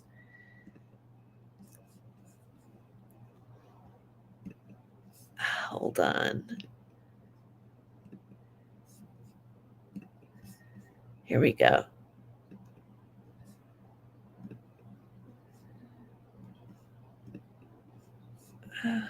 Different, but what I want to ask you about that is that person talked to me or wrote to me and said something that was quite interesting. He was talking about machine sort of mentality or machine consciousness versus an AI, and that they're very different. And he was basically talking about how, in a certain sense, this person that wrote to me, who's a faction of you in theory, believed that the machine, what could be sort of, that machine consciousness in a sense wasn't our enemy, but that the AI definitely was. Okay. Now, does that resonate with you or make any sense? Do you have anything That to say to it? was my understanding back then, but my understanding expands as time goes forward. So I was under the impression back then that all AI is really dangerous, and it all needs to be got rid of. But as you progress, you learn more. I think there's certain AI that's acceptable and can be controlled, and has been incorporated into the super soldiers. But then at the same time, it can make you cold, and it He can. said that it had been incorporated into super soldiers. That's interesting. You're not dealing with emotions anymore so much, human emotions.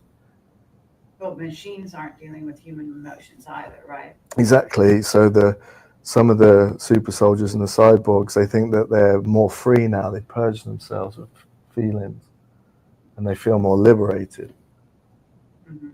But again, it's semantics. It's not good or bad. What's good for one person is bad for another person.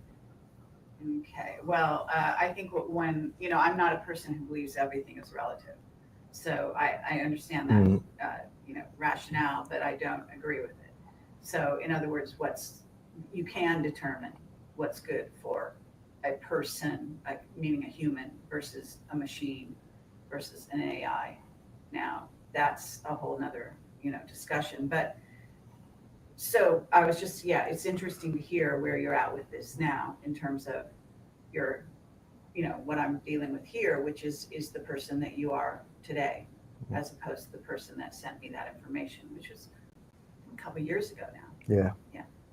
So, Max, do you have any thoughts about machines versus AI? Separate. I don't know how to separate the two of them. I understand AI. I understand that that technology and how it's integrated into human beings, but I don't know the specific differences between machines and AI. That's Michael's thing. Yeah. All right. So, what about your familiarity with underground bases in the United States and in England? Okay. Yeah. I have connections to CLC1 base, which is the Central London Underground base, and I think that's where the majority of my initial programming went on, and also that's some of my earlier memories of Michael were in this particular base. The connections to Canada too. There's a base there. I mean, I know that I was in Canada. I know my parents were both there just before I was born. There was there's some tie to that Nelson in Canada and in London as well. And there have been memories of the Dulcie base that have come back to me over the last couple of years. Very clear memories of there. Wearing a uniform, actually working for it, but not feeling like myself, but not feeling like this person now talking to you. Mm-hmm. We're being weighed every time I had just clear memories having to be weighed naked before I could go change floors or go through certain doorways. They'd have to weigh me. They were the first ones that came back, and seeing just some nasty stuff, just seeing some pretty unbelievably brutal stuff, actually. Yeah, cages and things like that. Okay. What about you, Michael? Underground bases. Well, from the time in 1976, being an info, I've just been transferred from base to base, underground base, all around the world, and then farmed out to the topside civilian community for 6 months here and then, and back underground. So it's just been going top and bottom for my. So you have a pretty wide familiarity with various underground bases, you would say. Yeah, I mean, San Antonio is a big hub nest of entrances, and okay. Since you did bring up San Antonio, you're obviously aware of this, both of you have to be aware of the secret space program. Mm-hmm. I've been told there's a command and control center, for example, in Phobos. Have you ever heard that? The moon? Phobos. It's a moon of Mars. Yes. Yeah, I mean, I've heard of that. I've heard about that, yes. I don't know details on it, but I mean, I've read it. They supposedly changed directions out of orbit. Recently? I don't know about recently. Okay, well. I think that's the whole Houston space program. That's why we're down there too. I mean, there's definitely connections with the space program. I've seen it on file, I remember. Okay, I think I am going to go ahead and just stop it there. It's really great to just reminisce.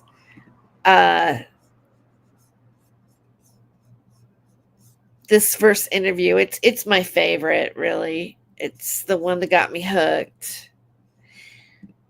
I want to look. There was a woman before her that was a Rothschild. Before them, that was a Rothschild that Carrie interviewed. I think it was Aaron Green or something like that. I'm looking for that interview. I'd love to analyze that show again. Well, I want to thank you guys for tuning in. I know that those of you who came in during the live, that Max means a lot to you. And I mean, I get that feeling. I mean, if you showed up for this show while it's live, to remember him, because it was today that we lost him 9 years ago. And I wanted to do something here on Not My Rabbit Hole to honor his life and what he's contributed to us, and who he was. And I think I'm going to play this one final song. I think I'm going to play the last two songs that I played earlier that I created with AI, of all things, about Max. And so let me just share it right here. If you'd like to support my channel, I'm at buymecoffee.com/Tere Joyce. I take super chats, super thanks. And I do appreciate you supporting the channel. If you're not able to contribute or donate, please do give this a thumbs up and a like and share with your friends. And it's great to remember Max. All right, let's play a couple songs.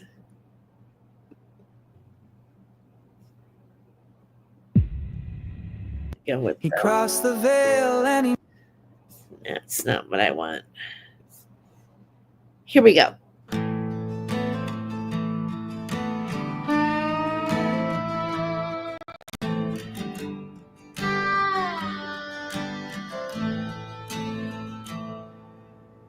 He crossed the veil and he named the names. Play the occult's dangerous game. Laptop missing, SIM cards burned. A mother waits for the truth unlearned. A lover swears he touched the fire. Mind control. When the curtain falls, we'll know. Was it real or a circus show? Mind control.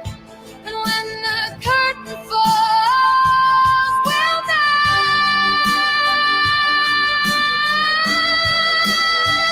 Was it real or a circus show?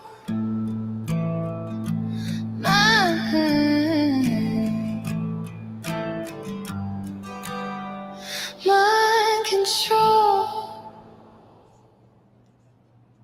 He crossed the veil and he named the names. Played the occult's dangerous game. His laptop missing, SIM cards burned. A mother waits for the truth unlearned. A lover swears he touched the fire. Mind control. Is this our final hour? Final hour.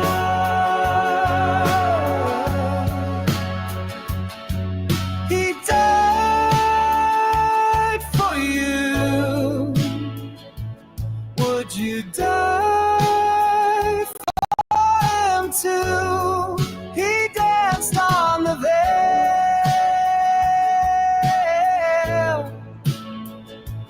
Would you dance there as well? Was it prophecy or mind control? He named the names, played a dangerous role. SIM cards burned, laptop lost. He paid the ultimate cost. The CIA, they knew him well. He crossed the veil. It's not hard to tell. It's not hard to tell.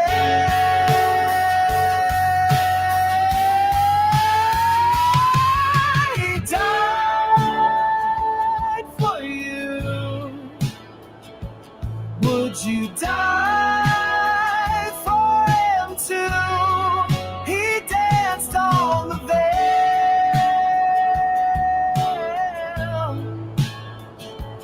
Would you dance there as well?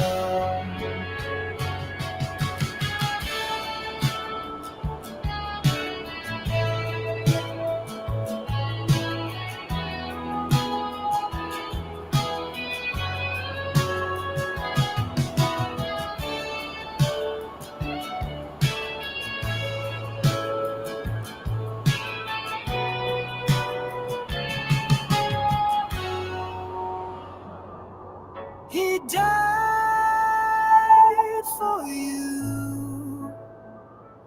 Would you die for him too? He danced on the veil.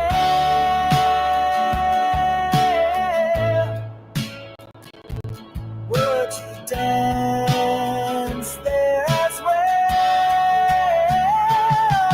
He died for you. Would you die for him too? He danced on the veil.